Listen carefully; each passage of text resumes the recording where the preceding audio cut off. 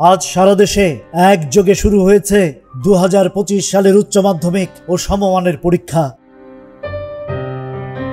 সকাল 10টায় পরীক্ষার হলে যোগ দিয়েছে প্রায় 12.5 লাখ শিক্ষার্থী। কিন্তু পরীক্ষা কক্ষে আজও শূন্য চেয়ারে বসার কথা ছিল যাদের, তারা আর কোনোদিন ফিরবে না।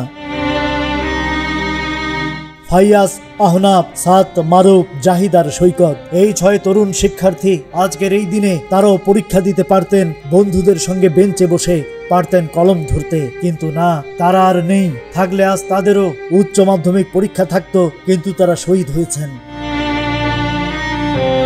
2024 সালের জুলাই আগস্টে শেখ হাসিনা সরকারের পতনের দাবিতে চলা আন্দোলনে পুলিশের গুলিতে প্রাণ দিয়েছিল তারা। আহত নয়, পালিয়েও যায়নি, বুক চিতিয়ে রাস্তায় দাঁড়িয়েছিল তারা। আর তাই আজকের পরীক্ষার দিন তাদের পরিবার সহপাঠীরা কেবল শূন্যতার স্মৃতির সামনে দাঁড়িয়ে রয়েছেন।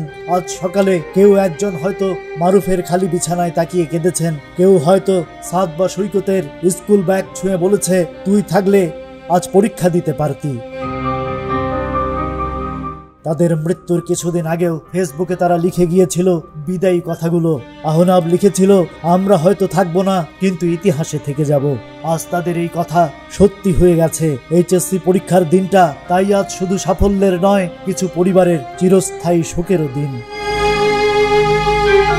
তারা আর কোনোদিন পরীক্ষায় বসবে না, তবে তাদের আত্মত্যাগ আজ ইতিহাসের পাতায় লেখা হয়ে গেল। Rajib Raihan, news flash 71।